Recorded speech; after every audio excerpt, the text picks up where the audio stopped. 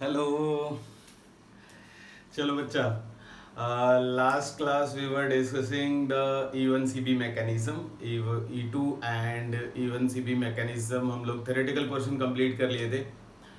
Even C B mechanism के कुछ की पॉइंट्स मैं आपको वापस से रिकॉल करा देता हूँ, then we are going to do some problems of E one C B and then हम लोग आगे मूव करेंगे। कोशिश करेंगे कि कुछ 2-3 क्लासेस में हम लोगों का मैकेनिज्म वाला पोर्शन कंप्लीट हो जाए। सो इवन सीबी में अगर आप रिकॉल करो तो first condition for E one CB to take place is base must be very strong, leaving group must be poor and the conjugate base of substrate should be stabilised.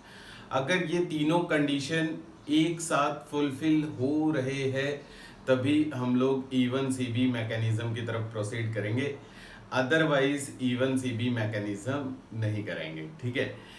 वैसे भी मैंने आपको एक स्टेटमेंट दिया था, E one CB mechanism is very rare and हमारे syllabus में केवल एक ही एग्जांपल है, that is aldol condensation. Last step of aldol condensation is actually E one CB mechanism. तो एल्डोल कंडेंसेशन आगे पढ़ेंगे तो वहां पे मैं वापस से आपको रिकॉल करा दूंगा। सो चलो अभी हम लोग स्टार्ट करेंगे with some question of even CB mechanism. Let us say I have a substrate जिसमें आपको एक कार्बोनिल ग्रुप दिया जा रहा है and one fluorine is attached. This substrate is reacted with, let's say, methoxide ion or you can say CH3ONA salt form में लिया हुआ है and solvent is methyl alcohol, right? ना अब देखो एक एक करके आराम से ऑब्जर्व करें एंड ट्राई टू डिसाइड कि यहाँ पे मैकेनिज्म इवन सीबी ही होगा एंड फिर उसके बाद प्रोडक्ट क्या होगा वो लिखने का कोशिश करेंगे हम लोग। अगर हम लोग नेचर ऑफ रिएजेंट की बात करें तो आप सॉल्ट अगर ले रहे हो वो भी एस ब्लॉक का मेटल सॉल्ट, तो ये क्या करेगा, ये 100% डिसोसिएट करेगा। ये डिसोसिएट करेगा methoxide and CH3O minus and Na plus. CH3O minus negatively charge है, it can behave as a strong nucleophile as well as a strong base. और मैंने आपको एक स्टेटमेंट दिया था, if negative charge is appeared on oxygen और nitrogen और carbon और वो नेगेटिव चार्ज रेजोनेंस स्टेबलाइज ना हो तो वो नेगेटिव चार्ज का base character is actually dominating over the nucleophilic character. तो मेथॉक्साइड आयन को देखने के बाद यही लगता है यार नेगेटिव चार्ज ऑक्सीजन के पास है और ये नेगेटिव चार्ज रेजोनेंस स्टेबलाइज नहीं है, तो डेफिनेटली इसका बेस कैरेक्टर डोमिनेट करने वाला है and it is going to be a strong base. ये हमारा एक स्ट्रॉन्ग बेस है। अब मैं अगर सबस्ट्रेट की तरफ देखूं तो सबस्ट्रेट में the leaving group is fluorine and fluorine is very poor leaving group. Fluorine बहुत ही पुअर लिविंग ग्रुप होता है। इसके बारे में हम लोग शायद पहले भी मैं डिस्कस कर चुका हूं। और लिविंग ग्रुप टेंडेंसी की अगर मैं बात करूं आपको बच्चे, तो लिविंग ग्रुप टेंडेंसी में जो स्टेटमेंट बोला गया था, weaker is the base better is the living group. And अगर हमारा बेस स्ट्रांग हो गया, जैसे आप फ्लोरीन को यहाँ पे बाहर करोगे तो एज अ लिविंग ग्रुप ये F माइनस के फॉर्म में बाहर होगा। F minus is strong base. The reason is कि अगर आप एक और चीज रिकॉल करो, F माइनस का conjugate acid of F minus is HF and HF is actually what, weak acid, right. HF क्या होता है, वीक एसिड होता है। और आपको मैं एक फॉर्मूला दिया था for conjugate acid base pair. Conjugate acid base pair के लिए फॉर्मूला था Ka into Kb is equals to constant and that constant is actually Kw। आपको बोला गया था कि इन conjugate acid base pair if acid is weak, इनका मल्टीप्लिकेशन क्या होना है, कांस्टेंट होना है। अगर आप K का वैल्यू कम कर देते हो, एसिड को वीक कर देते हो, तो base must B strong. Base क्या हो जाएगा, स्ट्रॉन्ग हो जाएगा। आप यहाँ HF को वीक एसिड बोल रहे हो तो F minus is going to be strong base. F minus अगर स्ट्रॉन्ग बेस हो गया तो definitely it is going to be poor leaving group. ये हमारा क्या हो जाएगा, पुअर लिविंग ग्रुप हो जाएगा। एंड दूसरा कंडीशन हमें मिल गया, एक तो स्ट्रॉन्ग बेस मिल गया, सेकंड हमें पुअर लिविंग ग्रुप मिल गया। Now the third condition is की conjugate base of substrate should be stabilize. Now अगर आप इस बेस को ऑप्शन दो कि एक हाइड्रोजन कैप्चर करके आना है, आपको इस बेस के साथ जाना है सबस्ट्रेट के पास और एक हाइड्रोजन कैप्चर करके आना है, डेफिनेटली हम वही हाइड्रोजन कैप्चर करेंगे जो सबसे ज्यादा एसिडिक हो, राइट। अब देखो एसिडिक हाइड्रोजन कैसे ढूंढोगे, आप हाइड्रोजन रिमूव करो और जो नेगेटिव H+ रिमूव करो, जो नेगेटिव चार्ज अपीयर्ड हो, यहाँ पे डेफिनेटली कार्बन के पास अपीयर होगा, वो नेगेटिव चार्ज क्या होना चाहिए, स्टेबिलाईज होना चाहिए। Now look at the structure, आपके पास दो ऑप्शन मैं दे रहा हूँ, ये CH3 के एक हाइड्रोजन को दे रहा हूँ और यहाँ पे CH2 का जो एक हाइड्रोजन है वो ऑप्शन दे रहा हूँ। एक्चुअली मैं कार्बोनिल ग्रुप का जो अल्फा कार्बन है उसके हाइड्रोजन का ऑप्शन दे रहा हूँ। ये हाइड्रोजन्स को अगर आप पुल कर लेते हो तो जो नेगेटिव चार्ज अपीयर होगा वो नेगेटिव चार्ज क्या हो जाएगा, रेजोनेंस स्टेबिलाइज्ड हो जाएगा, वो स्टेबिलाइज्ड हो जाएगा इन द फैक्ट। तो हमारा कॉन्जुगेट बेस क्या हो रहा है, स्टेबिलाइज भी हो रहा है। लेकिन अभी मेरे पास दो ऑप्शन है, यहाँ पे दो ऑप्शन है हाइड्रोजन को कैप्चर करने के, और अगर आप एलिमिनेशन कराना चाहते हो, इवन सीबी मैकेनिज्म कराना चाहते हो, तो डेफिनेटली मैं लीविंग ग्रुप के साइड का हाइड्रोजन कैप्चर करूंगा और ऑल्टरनेटिवली यू कैन से कि यहाँ पे फ्लोरीन क्या लगाएगा, -I इफेक्ट लगाएगा, और -I इफेक्ट लगाने से हाइड्रोजन का acidic character is going to increase. Hydrogen का एसिडिक कैरेक्टर क्या हो जाएगा, इंक्रीज कर जाएगा। तो एक्चुअल सीन में अभी क्या होना है बच्चे, ये हमें पहले तो तीनों कंडीशन दिखाई देने चाहिए कि स्ट्रॉन्ग बेस है, पुअर लिविंग ग्रुप है एंड कॉन्जुगेट बेस स्टेबलाइज हो रहा है। तो डेफिनेटली यहाँ पे जो मैकेनिज्म होना है दैट इज E1CB, यहाँ पे elimination unimolecular via conjugate base होगा। तो ये जो स्टेप 1 अगर मैं स्टेप वाइज मैकेनिज्म लिखूं तो फर्स्ट स्टेप E1CB में क्या होता है, strong base will capture the acidic hydrogen, this is what is step 1। Step 1 में अगर आप, मैं इसे फिर से लिख करके दिखाऊं, CH3 C double bond OCH hydrogen CH2NF, next it is CH3O minus which is going to capture the hydrogen। अगर ये हाइड्रोजन आप कैप्चर कर लेते हो तो आपको जो स्पीसी दिखाई देगा that is the conjugate base, वो हमारा क्या मिल जाएगा, conjugate base, right।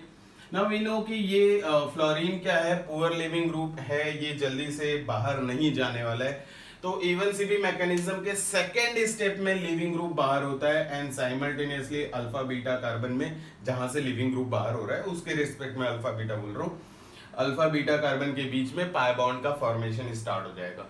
तो अगर मैं यहाँ पे सेकेंड स्टेप का मैकेनिज्म लिखना स्टार्ट करूं तो in second step reaction mechanism what is going to happen, it is CH3 C double bond OCH negative CH2 fluorine।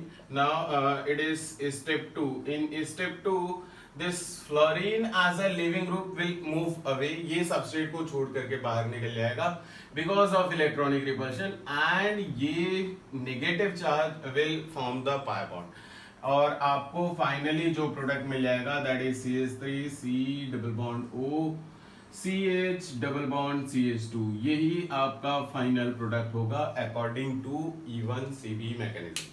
I hope आपको चीजें क्लियर है। बस आपको एक चीज दिमाग में रखना है, E1CB पहले तो बहुत रेयर मैकेनिज्म है, दूसरा आपको जो कंडीशन बताए जा रहे हैं वो सारे कंडीशन अगर फुलफिल होगा तभी E1CB होगा, अदरवाइज E1CB नहीं होगा। ठीक है, चलो देखते हैं next question.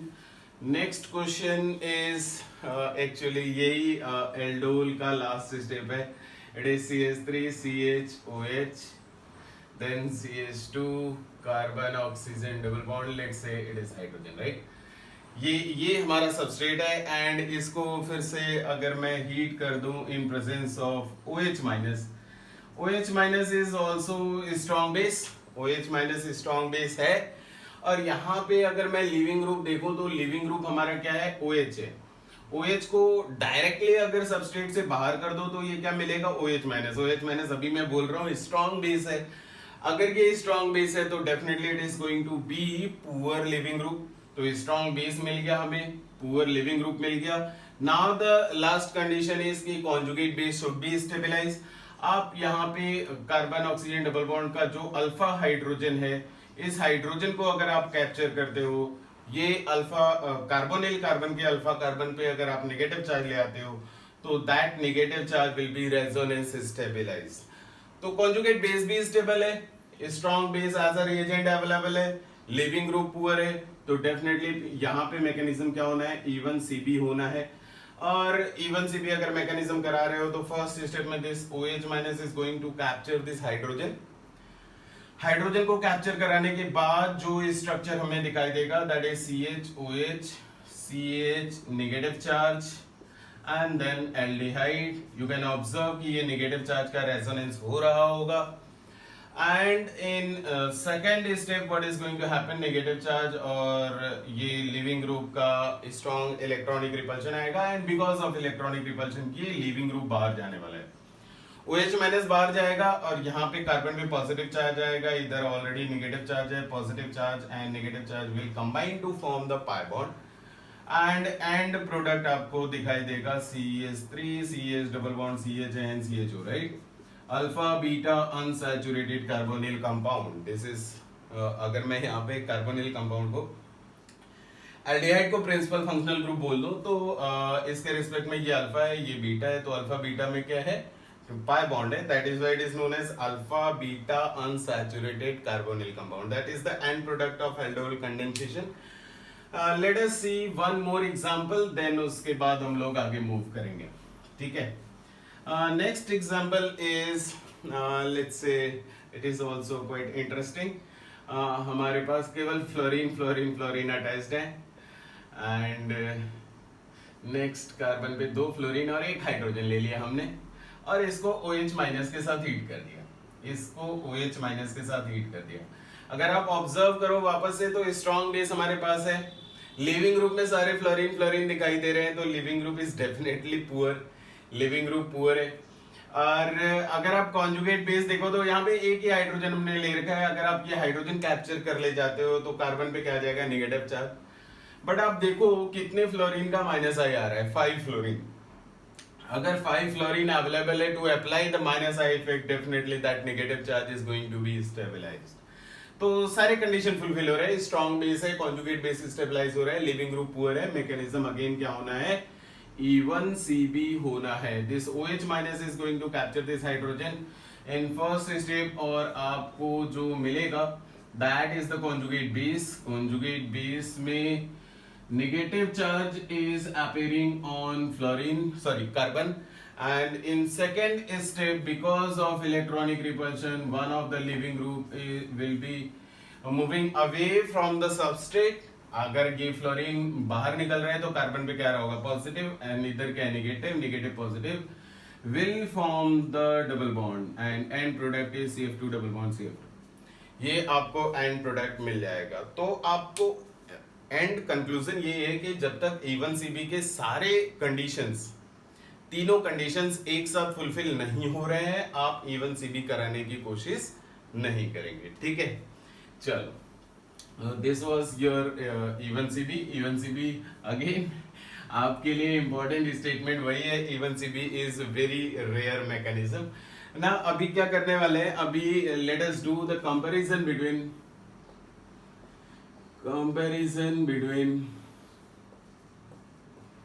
E1 unimolecular elimination and bimolecular elimination, E1 and E2 mechanism। E1 E2 में अगर कंपैरिजन करना है हम लोगों को तो विल स्टार्ट विद सबस्ट्रेट। अगर मैं सबस्ट्रेट ले आऊं, सबस्ट्रेट और सबस्ट्रेट को कंपेयर करा जाए, मतलब आपको ऐसा बोला जाए 3 degree 1 degree 3 degree 2 degree and 1 degree alkyl halide है, और E1 के रिस्पेक्ट में E2 के रिस्पेक्ट में आपको ऑर्डर बताना है। तो मैकेनिज्म ऑलरेडी हम लोगों ने डिस्कस करा हुआ है, it is just to summarise E1 and E2 ताकि आपको चीजें एक जगह पे एक साथ कलेक्ट होकर के मिल जाए और याद रहे। तो अगर आप देखो तो E1 मैकेनिज्म में जो ऑर्डर मिला था डिफरेंट सबस्ट्रेट का, अल्काइल हैलाइड्स का, तो रिएक्टिविटी का जो ऑर्डर था 3 degree was most reactive, then 2 degree, then 1 degree, और इसका रीजन भी आपको बताया गया था। E1 मैकेनिज्म में the intermediate is carbocation. Carbocation intermediate अगर बनाओगे आप 3 डिग्री अल्काइल हैलाइड का, तो definitely 3 degree carbocation is more stable than 2 degree and 2 degree is more stable than 1 degree. तो more is the stability of intermediate, faster is the rate of reaction. तो substrate के basis पे अगर मैं बोलूं तो ये ऑर्डर मिलता है, और रीजन आप ब्रैकेट में लिख लेना, stability of carbocation intermediate. Carbocation is what? Intermediate. ये किसके लिए मैं लिख रहा हूं? ये E1 के लिए लिख रहा हूं, ठीक है, ये E1 के लिए लिख रहा हूं। अगर E2 के लिए लिखना होता, बाइमोलिकुलर एलिमिनेशन के लिए लिखना होता, तो भी मैं यही ऑर्डर लिखता, it is 3 degree, then 2 degree, then 1 degree. And इसके लिए अगर आप रीजन बोलते तो डेफिनेटली एक चीज दिमाग में रखना, मैं जब मैकेनिज्म सिखा रहा था तभी भी बोला था, E2 मैकेनिज्म में आप स्टेरिक रिपल्शन की बात नहीं करोगे, लाइक SN2 में स्टेरिक रिपल्शन की बात कर रहे थे। E2 में ऐसा स्टेरिक रिपल्शन का बात नहीं करेंगे हम लोग। ऑर्डर यही मिलता है, and the reason behind this order is stability of product. जो 3 डिग्री एल्काइल हैलाइड का एल्कीन मिलेगा एंड प्रोडक्ट मिलेगा, that will be more stable because उसके नंबर ऑफ अल्फा हाइड्रोजन क्या होते हैं? ज्यादा होते हैं। 1 डिग्री एल्काइल हैलाइड का जो एल्कीन प्रोडक्ट मिलेगा, डेफिनेटली उसका नंबर ऑफ अल्फा हाइड्रोजन क्या होगा? कम होगा, रिलेटिव स्टेबिलिटी कम होगी, इसलिए इसका ओवरऑल रिएक्टिविटी भी कम आता है। मैंने आपको बोला भी था कि जितने मैकेनिज्म सिंगल स्टेप में कंप्लीट होते हैं, उनमें अगर आपको रिएक्टिविटी कंपेयर करना है तो यू हैव ओनली 2 पॉइंट जहां पे आप कंपैरिजन देख सकते हो। One is transition state. अगर ट्रांजिशन स्टेट से डिसीजन नहीं मिलता, देन डेफिनेटली हमें प्रोडक्ट की तरफ मूव करना पड़ेगा। तो E2 मैकेनिज्म में either you can see transition state और स्टेबिलिटी ऑफ प्रोडक्ट, दोनों ही केस में आपको यही ऑर्डर मिलने वाला है, ठीक है। This was substrate, and the next one is stereochemistry की अगर बात करूं मैं, स्टीरियोकेमिस्ट्री। तो स्टीरियोकेमिस्ट्री थोड़ी इंटरेस्टिंग है, E2 मैकेनिज्म में हम लोग कुछ स्पेशल नाम दिया करते थे। E2 mechanism always prefer anti elimination. अगर आपको E2 मैकेनिज्म कराना है तो एंटी एलिमिनेशन हो ही रहा होगा, अगर एंटी एलिमिनेशन नहीं होगा तो E2 मैकेनिज्म नहीं होगा। E1 में as such there is no specific stereochemistry is observe, right?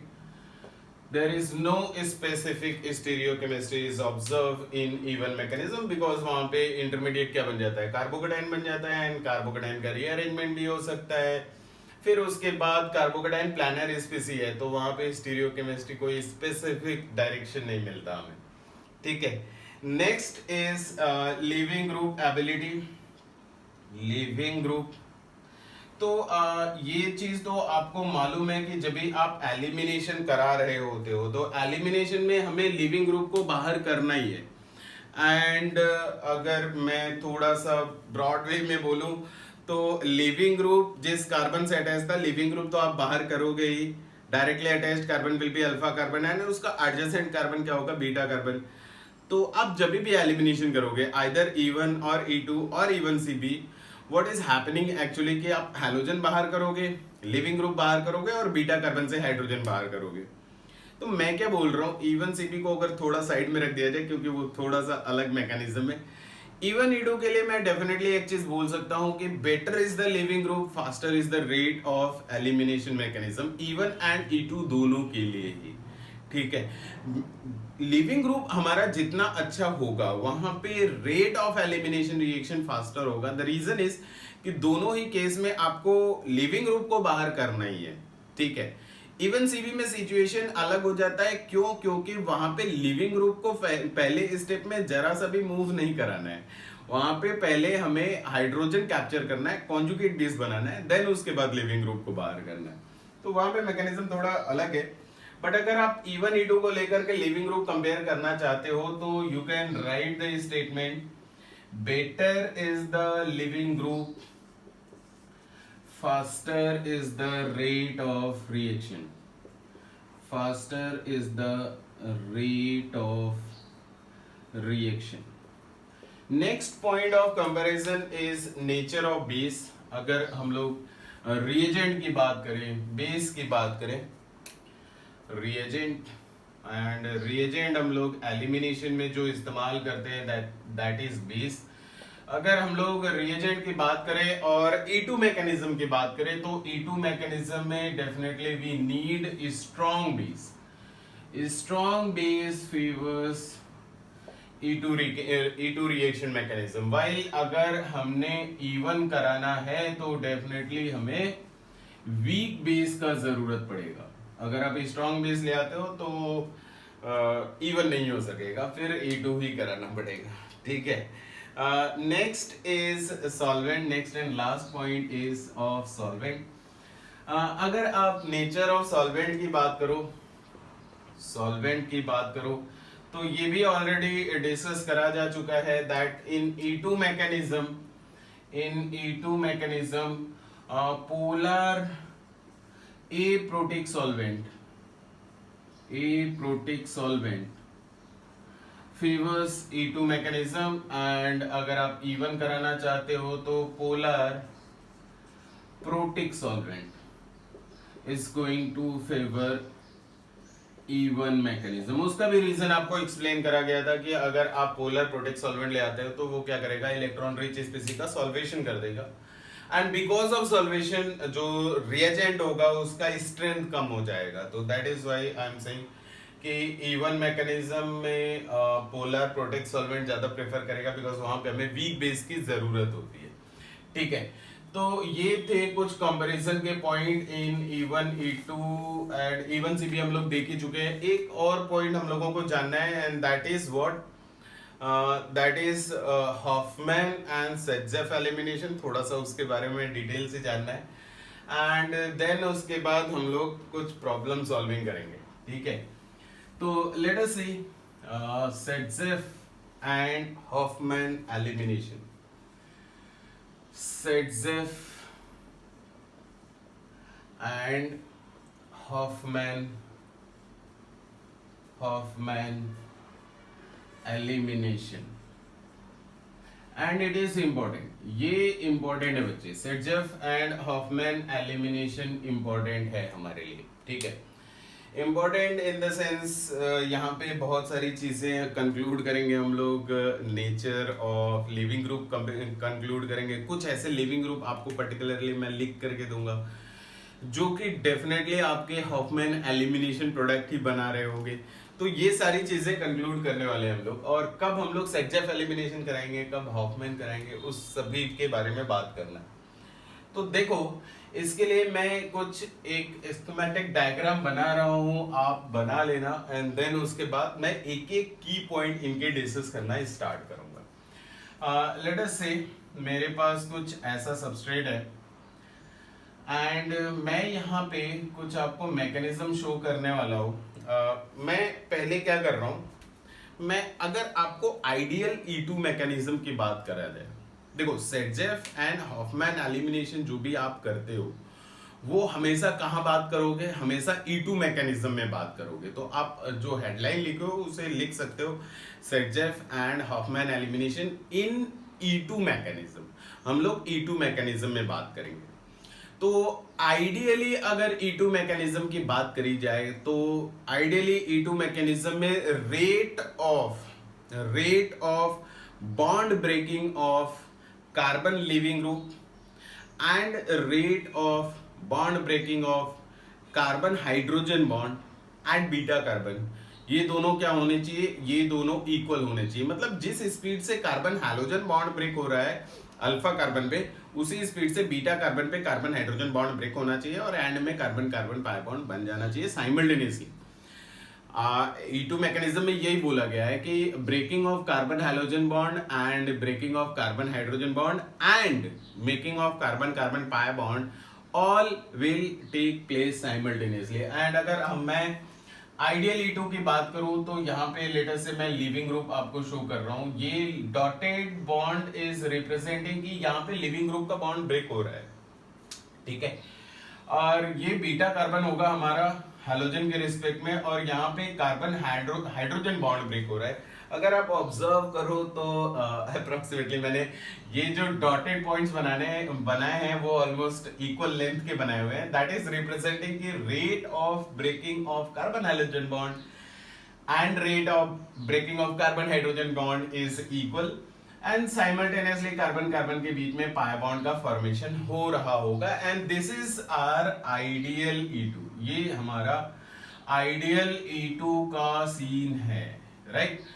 But we know that ideally कहीं भी ऐसा सीन थोड़ी होता है यार कि मतलब एग्जैक्ट जो ब्रेकिंग का स्पीड हो जाए वो दोनों बॉन्ड का इक्वल हो जाए और साइमल्टेनियसली पाई बॉन्ड, चलो वो तो बन सकता है, बट जो ये ब्रेकिंग का स्पीड है वो इक्वल हो जाए वो नेसेसरी नहीं है, ठीक है। और सिचुएशन क्या आ सकता है, हो सकता है कि कभी कार्बन हाइड्रोजन बॉन्ड फास्टर हो जाए, कार्बन हाइड्रोजन ब्रेकिंग का जो प्रोसेस है वो फास्टर हो जाए as compare to carbon hydrogen bond breaking, but दोनों एक साथ हो रहे हो। देखो मेरा बोलने का पॉइंट ये है कि यहाँ पे कार्बन हाइड्रोजन ब्रेकिंग का जो प्रोसेस है वो फास्ट हो जाए, ये स्लो हो जाए, बट दोनों एक साथ हो। अगर दोनों एक साथ हो रहा है तो भी मैं उसे E2 ही बोलूंगा, but that is not the ideal case, because ideal case में ये दोनों क्या होने चाहिए, इक्वल होने चाहिए। Now the next possibility is कि अगर कार्बन हाइड्रोजन बॉन्ड ब्रेकिंग क्या हो जाए, फास्टर हो जाए, और carbon hydrogen bond breaking slow हो जाए, बट दोनों एक साथ हो जाए, तो भी मुझे E2 बोलना पड़ेगा, ठीक है। तो दो अलग अलग केसेस मिलेंगे जो डिफर कर रहे होंगे आइडियल E2 से। तो let me draw those two structures also, वो दोनों को भी मैं बना ही लेता हूं, फिर मैं आपसे बात करता हूं। देखो यहाँ पे मैं कार्बन हाइड्रोजन बॉन्ड ब्रेकिंग थोड़ा फास्टर दिखा रहा हूँ, थोड़ा ज्यादा बॉन्ड ब्रेकिंग दिखा दिया मैं, हाइड्रोजन को थोड़ा अवे दिखा दिया और हाइड्रोजन को थोड़ा पास में ही दिखा रहा हूँ। दोनों एक साथ हो रहे हैं, बॉन्ड ब्रेकिंग एक साथ हो रहा है, carbon hydrogen bond breaking, carbon hydrogen bond breaking and carbon carbon pi bond breaking, सब कुछ एक साथ हो रहा है। This is one of the case. ये भी E2 ही है, बट ये आइडियल E2 नहीं है, ठीक है। एक और पॉसिबिलिटी है, एक और पॉसिबिलिटी मैं क्या ड्रॉ कर सकता था, मैं ये बोल सकता था आपको कि कार्बन हाइड्रोजन बॉन्ड ब्रेकिंग क्या हो रहा है, फास्टर हो रहा है, carbon hydrogen bond breaking faster हो रहा है, वाइल ये जो कार्बन हाइड्रोजन बॉन्ड ब्रेकिंग है ये स्लोअर हो रहा है। दिस इज ऑल्सो E2, ये तीनों ही स्कीमेटिक E2 के ये मिडिल वाला डेफिनेटली आइडियल E2 है, बट ये दोनों आइडियल E2 नहीं है, ठीक है। अब इसमें एक एक करके एनालिसिस करेंगे हम लोग, ये साइड वालों साइड में जो ड्रॉ करा है इनके बारे में, एंड देन कुछ इंपॉर्टेंट पॉइंट कंक्लूड करने वाले। देखो एक चीज हमको पता है कि अगर ये कार्बन हाइड्रोजन का बॉन्ड ब्रेक कर रहा है, ठीक है, तो हाइड्रोजन का electronegativity is more than carbon, hydrogen पे क्या आ रहा होगा, कुछ नेगेटिव चार्ज आया होगा, एंड साइमल्टेनियसली इस कार्बन पे क्या आएगा, कुछ पॉजिटिव चार्ज आएगा, ठीक है। यहाँ पे कार्बन हाइड्रोजन बॉन्ड भी ब्रेक कर रहा है, तो हाइड्रोजन पे क्या आएगा, कुछ पॉजिटिव चार्ज आएगा, और जहां से हाइड्रोजन ब्रेक हो रहा था उस बीटा कार्बन पे चार्ज क्या अपीयर होगा, नेगेटिव चार्ज अपीयर होगा। तो ये नेगेटिव पॉजिटिव आपस में कंबाइन करके पाई बॉन्ड भी साइमल्टेनियसली फॉर्म कर रहे थे, इनके इंटरेक्शन से पाई बॉन्ड भी बन रहा था।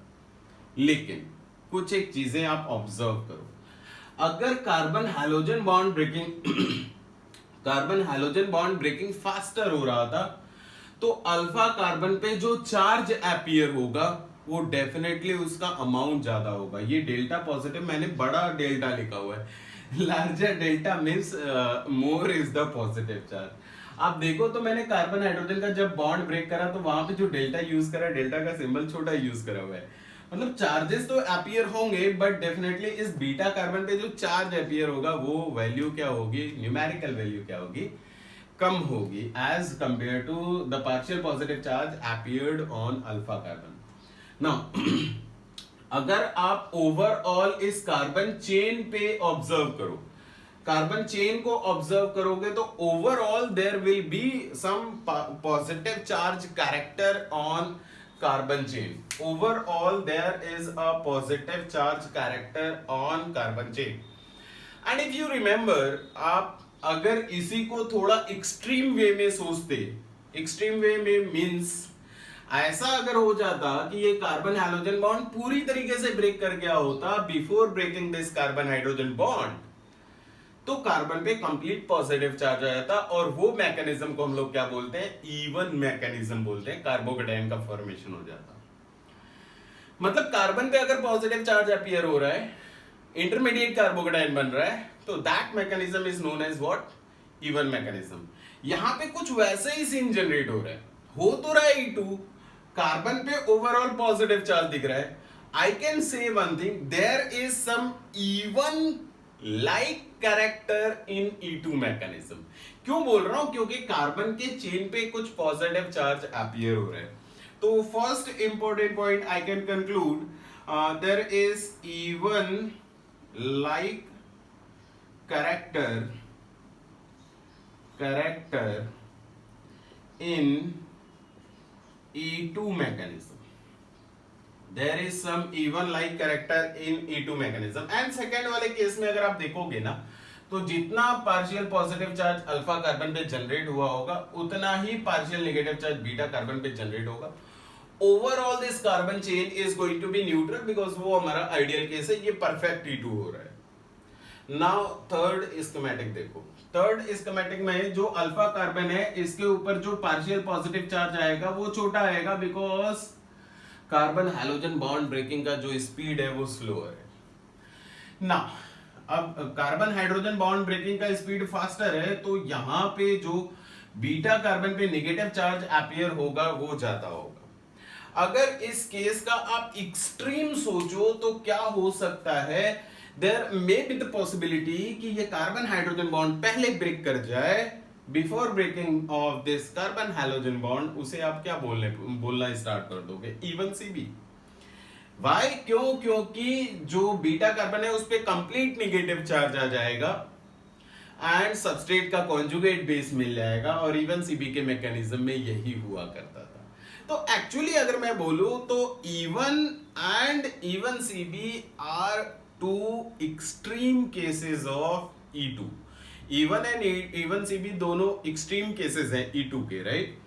तो very similar to the first statement, मैं यहां पे लिख सकता हूं, क्या लिख सकता हूं, अब देखो अगर ऐसा चीज जनरेट हो रहा है तो ओवरऑल कार्बन स्केलेटन पे अगर आप देखोगे तो कार्बन स्केलेटन पे there will be net negative charge. तो मैं यहां पे बोल सकता हूं कि there is E one CB like character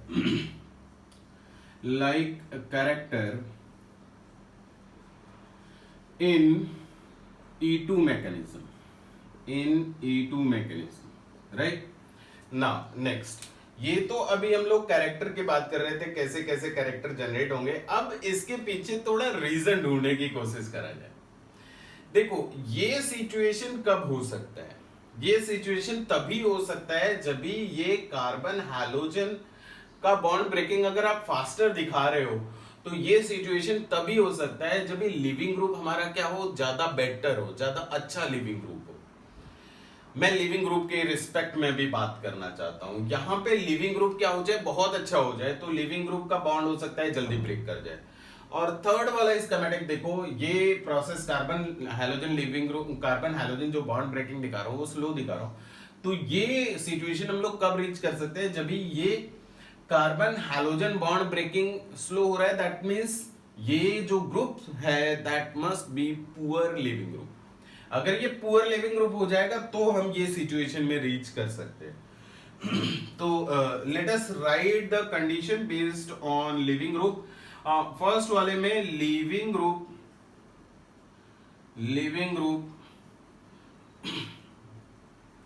must be good, अच्छा होना ही चाहिए। एंड इधर में living group must be poor, right. मान लो आपके सामने ऐसे दो सबस्ट्रेट दे दिए जाते हैं, एक में लिविंग ग्रुप अच्छा है और एक में लिविंग ग्रुप घटिया है, और आप वहां पे E2 मैकेनिज्म कराना चाहते हो दोनों ही केसेस में। जब आप E2 मैकेनिज्म कराना चाहते हो दोनों ही केसेस में, तो एक चीज हम लोग डेफिनेटली दिमाग में रखते हैं कि हमारा किसी भी रिएक्शन का कंडीशन हो, कैसा भी कंडीशन हो, वहां पे रेट क्या हो जाए, फास्टर हो जाए, स्पीड ऑफ द रिएक्शन क्या हो जाए, फास्टर हो जाए। तो अगर मैं इन दोनों के केस में स्पीड ऑफ रिएक्शन फास्टर करना चाहता हूं, तो मुझे क्या करना चाहिए, फिर मुझे उसके बारे में सोचना है। ये दोनों ही केस में है, दोनों ही E2। अब प्रॉब्लम ये है, यहाँ पे लिविंग ग्रुप अच्छा है, इधर लिविंग ग्रुप घटिया है, दोनों में मैं E2 करा रहा हूं और दोनों में ही मैं स्पीड ऑफ रिएक्शन इंक्रीज करना चाहता हूं। तो देखो करना क्या है, अभी आप देखो तो मैंने 4 वैलेंसी ऐसे शो कर रखा है जहां पे कोई भी एटम और ग्रुप ऑफ एटम अटैच नहीं कर रखा है। अब इनकी बारी है, थोड़ा इनके बारे में सोचा जाए। किसके कॉन्टेक्स्ट में मैं सोचने जा रहा हूं कि मैं दोनों ही केस में स्पीड ऑफ रिएक्शन बढ़ाने जा रहा हूं। तो आप देखो फर्स्ट स्कीमेटिक में there is overall positive charge on carbon chain. अब देखो बच्चे, वो पॉजिटिव चार्ज एक्चुअली कहां अपीयर हो रहा है, ट्रांजिशन स्टेट में। मैं अभी कुछ देर पहले आपको बता रहा था कि अगर reaction single step reaction mechanism हो रहा है तो 2 पॉइंट है जहां पे आप कंपैरिजन कर सकते हो related to speed of reaction. अगर आप स्पीड ऑफ रिएक्शन को लेकर के कंपैरिजन करना चाहते हैं तो 2 पॉइंट हैं जहां पे आप कंपेयर कर सकते हो। One is stability of transition state. अगर स्टेबिलिटी ऑफ ट्रांजिशन स्टेट से कुछ नहीं मिलता है, हमें डिसीजन नहीं मिलता है, तो हम लोग जाते हैं स्टेबिलिटी ऑफ प्रोडक्ट को लेकर के। अब देखो यहां पे मैं क्या बोल रहा हूं, अगर मैं यहां पे ट्रांजिशन स्टेट की स्टेबिलिटी की बात करूं तो यहां पे ओवरऑल कार्बन स्केलेटन पे क्या आना है, पॉजिटिव चार्ज आना है। माय पॉइंट इज कि वो पॉजिटिव चार्ज, भले ही वो पार्शियल पॉजिटिव चार्ज है, वो पॉजिटिव चार्ज जितना ज्यादा स्टेबल होगा रेट ऑफ रिएक्शन उतना ही फास्टर होगा। तो पहले मैं इस पॉइंट को लिख लेता हूं, फिर आगे कंक्लूड करूंगा। मोर is the stability of partial positive charge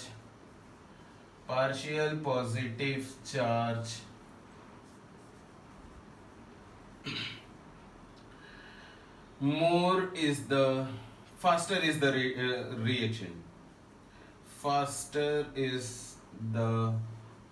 reaction, right? ये चीज तो अपने दिमाग में क्लियर है। नाउ थर्ड वाले में देखो, थर्ड वाले में there is overall partial negative charge on carbon skeleton. तो मैं डेफिनेटली उस नेगेटिव चार्ज को स्टेबलाइज करना चाहूंगा। यहाँ पे जो ट्रांजिशन स्टेट में जो चार्ज अपीयर हो रहा है वो नेगेटिव चार्ज अपीयर हो रहा है। डेफिनेटली वो नेगेटिव चार्ज जितना ज्यादा स्टेबल होगा मेरा रेट ऑफ रिएक्शन उतना ही फास्टर मिल जाएगा। तो सिमिलर स्टेटमेंट यहाँ पे भी लिख लेता हूं, मोर is the stability of partial negative charge, faster is the reaction, right? Faster is the reaction. Now अब मैं आपको क्या बोल रहा था कि मेरे पास 4 बैलेंसेस और भी अभी फ्री हैं और इनमें मैं कोई ग्रुप्स अटैच करना बाकी हूं, और अब उन ग्रुप्स के रिस्पेक्ट में मैं सोचूंगा कि मुझे ऐसा क्या करना चाहिए, यहाँ पे कौन से वाले ग्रुप्स अटैच करने चाहिए सो दैट मेरा यहाँ पे फर्स्ट स्कीमेटिक में पार्शियल पॉजिटिव चार्ज स्टेबल हो जाए और थर्ड स्कीमेटिक में पार्शियल नेगेटिव चार्ज स्टेबल हो जाए, और दोनों ही केसेस में रेट ऑफ रिएक्शन क्या मिल जाए, फास्टर मिल जाए। देखो अब अपने को जो सोचना है वो ये सोचना है कि ये जो 4 वैलेंसेस है यहाँ पे मैं एल्काइल ग्रुप जोड़ना चाहता हूं। क्या जोड़ना चाहता हूं? Alkyl group. And alkyl group का नेचर क्या होता है? Alkyl groups are electron donating groups. Either ये आपका इंडक्टिव प्लस आई इफेक्ट लगाएंगे या फिर हाइपर कॉन्जुगेशन से इलेक्ट्रॉन दे रहे होंगे। एल्काइल ग्रुप 2 ही चीज कर सकता है। तो लेट अस से मैं यहां पे लिख लेता हूं alkyl group R1, R2, R3, R4। अगर आप लिखते हो ऐसा तो एक चीज तो मैं डेफिनेटली बोल सकता हूं, जितना ज्यादा आप एल्काइल ग्रुप जोड़ोगे कार्बन के स्केलेटन पे जो पॉजिटिव चार्ज अपीयर हो रहा था वो ज्यादा से ज्यादा स्टेबल हो जाएगा और रेट ऑफ रिएक्शन क्या मिल जाएगा, फास्टर मिल जाएगा। तो नेक्स्ट पॉइंट जो इंपॉर्टेंट पॉइंट अभी मैं लिखने वाला हूं, let me right that. Next point जो लिखेंगे हम लोग वो ये लिखेंगे, मोर is the alkyl group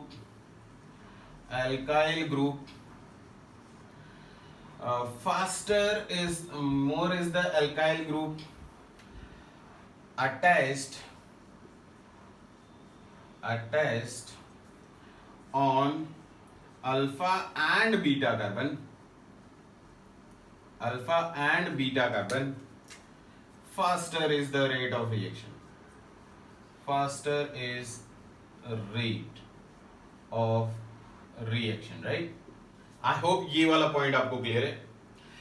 in very similar way अगर मैं आपको बोलूं तो एक चीज तो मैं बोल सकता हूं कि यहां पे जो 4 वैलेंसीज आपके फ्री हैं, यहां पे आप एल्काइल ग्रुप नहीं जोड़ सकते, क्योंकि अगर आप एल्काइल ग्रुप जोड़ोगे तो कार्बन स्केलेटन पे क्या अपीयर हो रहा है, नेट चार्ज कार्बन स्केलेटन पे नेगेटिव चार्ज है. एल्काइल ग्रुप जोड़ोगे वो नेगेटिव चार्ज अनायन क्या हो जाएगा, डीस्टेबिलाइज हो जाएगा. तो एक चीज मैं थोड़ा सा चेंज करके लिख रहा हूं, मैं स्टेटमेंट एल्काइल ग्रुप के रिस्पेक्ट में ही लिखूंगा. मैं ये बोल रहा हूं कि यहाँ पे जो आप एल्काइल ग्रुप से ये एल्काइल ग्रुप्स अटैच नहीं करना चाहोगे. अगर अटैच करोगे तो रेट ऑफ रिएक्शन क्या हो जाएगी, स्लोअर हो जाएगी. मैं एल्काइल ग्रुप के रिस्पेक्ट में ही बात कर रहा हूं. एंड फिर यहीं से हम लोग देखेंगे कि कौन सा प्रोडक्ट सेटजेप बोला जाता है, कौन सा हॉफमैन बोला जाता है, और किस केस में क्या कंडीशन होना चाहिए कि हमें सेटजेप प्रोडक्ट लिखना चाहिए, क्या कंडीशन होना चाहिए कि हॉफमैन लिखना चाहिए. तो थोड़ी देर में क्लियर हो जाएगा. देखो नेक्स्ट में यहां पे ये बोलूंगा कि lesser is the alkyl group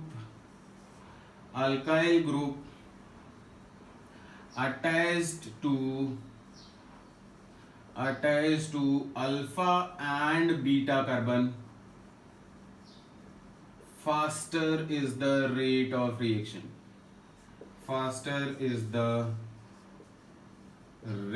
of reaction. ठीक है. यहां पे अल्फा एंड बीटा कार्बन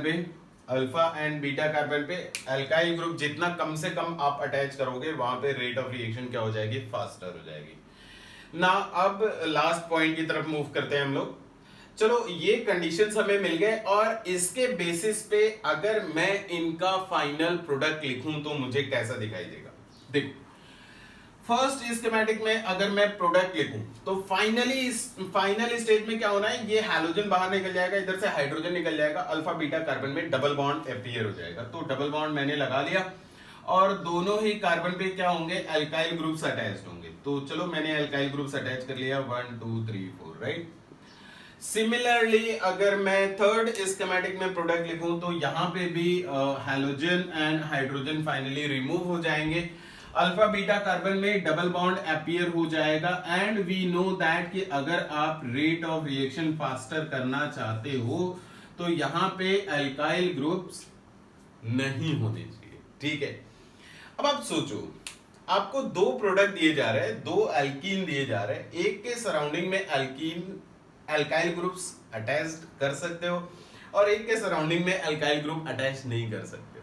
अगर आपसे पूछा जाए कि किसके पास, कौन से एल्कीन के पास नंबर ऑफ अल्फा हाइड्रोजन ज्यादा है, तो डेफिनेटली जिसके सराउंडिंग में अल्काइल ग्रुप ज्यादा होगा यहां पे नंबर ऑफ अल्फा हाइड्रोजन ज्यादा आएगा, यहां पे नंबर ऑफ अल्फा हाइड्रोजन क्या आएगा, कम आएगा. तो नेक्स्ट कंक्लूजन यही है आपका. Next conclusion, the product in first schematic is having more number of alpha hydrogen,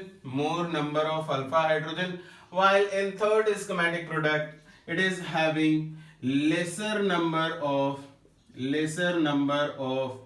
alpha hydrogen. देखो बच्चा यही एक्चुअली क्या होता है, आइडेंटिफाई करने का तरीका होता है.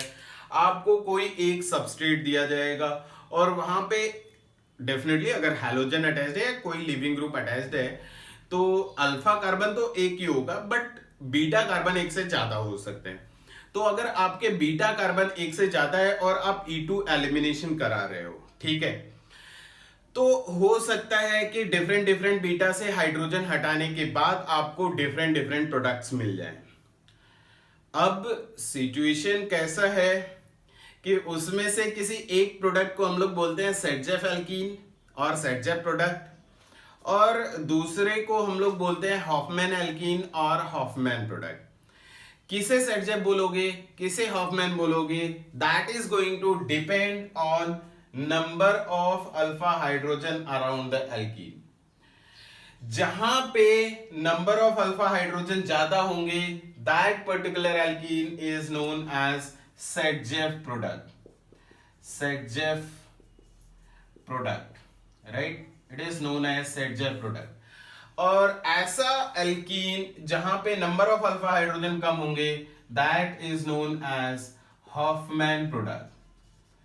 That is known as Hofmann product और Hofmann alkene, right, it is what is Hofmann product और हॉफमैन एल्कीन। अब देखो, प्रॉब्लम केवल वहां नहीं है, प्रॉब्लम ये है कि आपको जैसे एक सबस्ट्रेट दिया, अब वहां से आप दो प्रोडक्ट बना सकते थे, एक सेटजेफ एक हॉफमैन, ऐसे करके आपको अलग अलग कंपाउंड देगा। अब कौन सा एल्कीन मेजर होने वाला है, कौन सा एल्कीन माइनर प्रोडक्ट होने वाला है, वहां पे दिमाग लगाना है हमें। जैसे जैसे मैं आपको पहले एक एग्जांपल दे देता हूं, फिर उसके बाद प्रॉब्लम लिखता हूं, वहां से आपको ज्यादा समझ में आएगा। पहले तो आई होप ये सारी चीजें आपने कॉपी कर ली होंगी, और एक चीज ध्यान रखना, ऐसा एल्कीन जिसमें नंबर ऑफ अल्फा हाइड्रोजन ज्यादा होंगे, दैट इज सेटजेफ। ऐसा एल्कीन जिसमें नंबर ऑफ अल्फा हाइड्रोजन कम होंगे, वो हमारा क्या होगा, हॉफमैन। एक चीज और बताता हूं आपको, एक चीज और बताता हूं, हॉफमैन प्रोडक्ट कब प्रिफर करेंगे हम लोग? हॉफमैन प्रोडक्ट तभी प्रिफर करेंगे जब भी कार्बन चेन पे नेट नेगेटिव चार्ज अपीयर हो रहा होगा। और वो कब होगा? वो तभी होगा जब भी लिविंग ग्रुप घटिया है।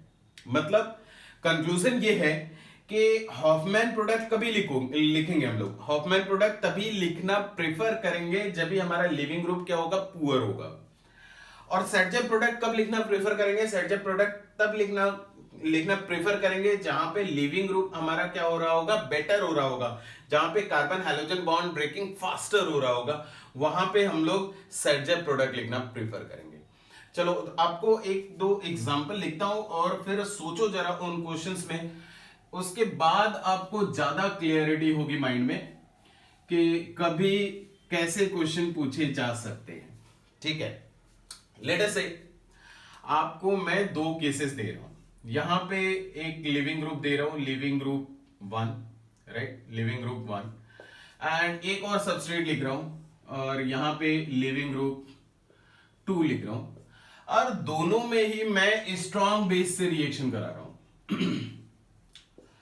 स्ट्रॉन्ग बेस से रिएक्शन करा रहा हूं, ठीक है, दोनों में स्ट्रॉन्ग बेस से रिएक्शन करा रहा हूं, और आपको बोल दिया गया, चलो ये भी बता देता हूं कि मैकेनिज्म E2 ही कराना है, मैकेनिज्म E2 ही कराना है। वो अभी मैं बता दे रहा हूं, बाद में आप खुद डिसाइड करोगे E2 होगा या नहीं होगा। तो ये दो केसेस दिए गए, आप देखो जरा। फर्स्ट वाला सबस्ट्रेट देखना, ये हमारा अल्फा कार्बन है, राइट साइड में लेट अस से it is beta 1, left side में इट इज बीटा 2। अगर आप बीटा 1 से हाइड्रोजन रिमूव करते और अल्फा कार्बन से लिविंग ग्रुप रिमूव करते, तो जो प्रोडक्ट मिलता बच्चा, वो कुछ ये प्रोडक्ट मिल रहा होगा आपको, ये एल्कीन मिल रहा होगा अगर आपने बीटा 1 से हाइड्रोजन रिमूव करा हुआ है तो। एंड अगर आप ऐसा करते हो तो इस एल्कीन के जो नंबर ऑफ अल्फा हाइड्रोजन होंगे, it is having only 2 alpha hydrogen, right. Simultaneously अगर आप बीटा 2 से हाइड्रोजन रिमूव करो, अगर बीटा 2 से हाइड्रोजन रिमूव करते तो जो एल्कीन मिलता कुछ ऐसा मिल रहा होता। ये तभी मिलेगा जब भी आप बीटा 2 से हाइड्रोजन रिमूव कर रहे होते। एंड यहां पे अगर आप number of alpha hydrogen count करो तो it is going to have 2 यहां पे मिल रहा है, और यहां एंड में क्या होंगे, CH3 होगा, तो 3 अल्फा हाइड्रोजन होंगे। There is total 5 alpha hydrogen. Similar is the case in second case, second substrate, यहां पे भी आपको 2 प्रोडक्ट मिलेंगे, राइट। एक बार जब आप बीटा 1, लेटर से यहां पे भी मैं बीटा 1 बीटा 2 लिख देता हूं, एक बार जब बीटा 1 से हाइड्रोजन रिमूव करोगे, it is going to have 2 alpha hydrogen, and एक बार जब बीटा 2 से रिमूव करोगे, that is going to have 5 alpha hydrogen. इसके पास कितने हैं, 5 अल्फा हाइड्रोजन। देखो मेरा पॉइंट समझने का कोशिश करना, क्वेश्चन कैसा आता है। अगर आपको अभी बोल दिया जाए कि ये leaving group 1 is good leaving group and living group 2 is poor leaving group, फिर पूछा जाए कि ये बताओ दोनों केसेस में which alkene is going to be major and which one is minor. But before that एक चीज और बता दूं, जैसे आप फर्स्ट वाले में लिख रहे थे बीटा 1 से जब आप हाइड्रोजन हटाए थे जो एल्कीन मिला था इसके 2 अल्फा हाइड्रोजन थे, बीटा 2 से हाइड्रोजन हटाए थे जो एल्कीन मिला था उसके पास 5 अल्फा हाइड्रोजन थे। तो अभी कुछ देर पहले मैंने आपको बोला वो एल्कीन जिसमें नंबर ऑफ अल्फा हाइड्रोजन कम होंगे वो हमारा क्या होगा, वो हमारा हॉफमैन एल्कीन होगा, right, that is what Hofmann alkene. And जिसके पास अल्फा हाइड्रोजन ज्यादा होंगे that is what Saytzeff alkene. तो पहले तो ये आइडेंटिफाई करना सीख लो, क्योंकि क्वेश्चन के ऑप्शन में डायरेक्टली वो लोग सेटजेफ एंड हॉफमैन लिखेंगे, वो एल्कीन इवन स्ट्रक्चर ड्रॉ नहीं करने वाले। नाउ अब आपको कंडीशन सिमिलरली यहां भी जब आप बीटा 1 से हटाओगे तो it is what Hofmann and second one is going to be Saytzeff, it is what Saytzeff. अब आपको ऐसा कंडीशन दे दिया गया leaving group 1 is good, leaving group 2 is poor. अब आपको पूछा गया कि दोनों ही रिएक्शन में बताओ कौन सा प्रोडक्ट मेजर होगा एंड कौन सा प्रोडक्ट माइनर होगा। तो आपके जानकारी के लिए बता दूं, फर्स्ट वाले में जो मेजर प्रोडक्ट है वो Saytzeff will be major product, Saytzeff 1 is major product and Hofmann is going to be minor product, right. Hofmann क्या होगा, माइनर प्रोडक्ट होगा। कैसे, कहां से? अब पीछे जो 3 स्कीमेटिक ड्रॉ करे थे उसको फिर से रिफर करना और देखना कि जिस केस में हमारा लिविंग ग्रुप बेहतर था उस केस में जो पेरेंट कार्बन स्केलेटन था उस पे ओवरऑल पॉजिटिव चार्ज अपीयर होगा। एंड अगर ओवरऑल पॉजिटिव अपीयर अपीयर हो रहा है तो एंड में जो एल्कीन हमने बनाया था उसके नंबर ऑफ अल्फा हाइड्रोजन क्या हो रहे थे, ज्यादा हो रहे थे, अगर स्पीड ऑफ रिएक्शन आपको फास्टर रखनी है तो। और जिस केस में थर्ड स्कीमेटिक में जहां पे लिविंग ग्रुप हमने पुअर ले रखा था, उस पुअर लिविंग ग्रुप के केस में जो फाइनल एल्कीन मिला था that was Hofmann alkene and वहां पे नंबर ऑफ अल्फा हाइड्रोजन क्या हो रहे थे, कम हो रहे थे, राइट। और वहां पे कार्बन स्केलेटन पे चार्ज क्या था, नेगेटिव चार्ज था, ओवरऑल नेगेटिव चार्ज था। तो आपको मैं कंक्लूजन यही दे रहा हूं कि जहां पे लिविंग ग्रुप बेहतर होगा वहां पे Saytzeff alkene is going to be major and जहां पे alkene group leaving group poor होगा वहां पे Hofmann alkene is going to be major, right. हो दोनों में E2 ही हो रहा है, बट हमने थोड़ा सा बस नेचर चेंज करा हुआ है लिविंग ग्रुप का। अगर लिविंग ग्रुप पुअर हो गया, लेटेस्ट से लिविंग ग्रुप फ्लोरीन हो गया, तो फ्लोरीन के केस में मेजर प्रोडक्ट क्या लिखोगे, हॉफमैन एल्कीन। वहीं पे अगर आयोडीन हो गया leaving group, iodine is very good leaving group, तो आयोडीन अगर ले लिया तो उसके केस में सेटजेफ मेजर प्रोडक्ट हो जाएगा।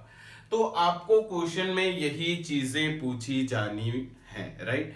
तो अब जो नेक्स्ट पॉइंट आता है हमारे दिमाग के सामने इतने डिस्कशन के बाद, कि फाइनली हम लोग आइडेंटिफाई कर सकते हैं यार कि कौन सा सेटजेफ एल्कीन है, कौन सा हॉफमैन एल्कीन है, ये चीजें हम लोग आइडेंटिफाई कर सकते हैं। लेकिन अब हमारे दिमाग में प्रॉब्लम ये आता है, ठीक है हमने बता दिया कि fluorine is poor leaving group, आपको कोई रैंडम सा स्ट्रक्चर दे दिया जिसमें लिविंग ग्रुप के बारे में आप नहीं जानते हो, तो धोखा हो सकता है।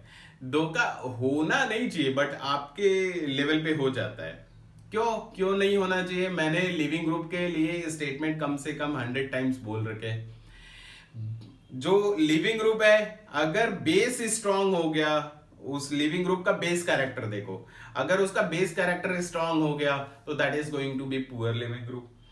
जो लिविंग ग्रुप है अगर उसका बेस कैरेक्टर वीक है तो that is going to be better leaving group. तो इसके बारे में मैं आपको एक चार्ट दूंगा और अलग से सेटजेफ हॉफमैन का क्वेश्चन कराऊंगा एंड देन इसके बाद मैं आपको सब्स्टिट्यूशन, एलिमिनेशन के मिक्सिंग वाले क्वेश्चन, ये सब कुछ नेक्स्ट क्लास में हो जाएगा। नेक्स्ट क्लास में एलिफेटिक मैकेनिज्म सारे खत्म हो जाएंगे। एंड देन एरोमेटिक स्टार्ट हो जाएंगे। ठीक है, तो आज के क्लास को यहीं स्टॉप करते हैं, मिलते हैं नेक्स्ट क्लास में। Bye bye.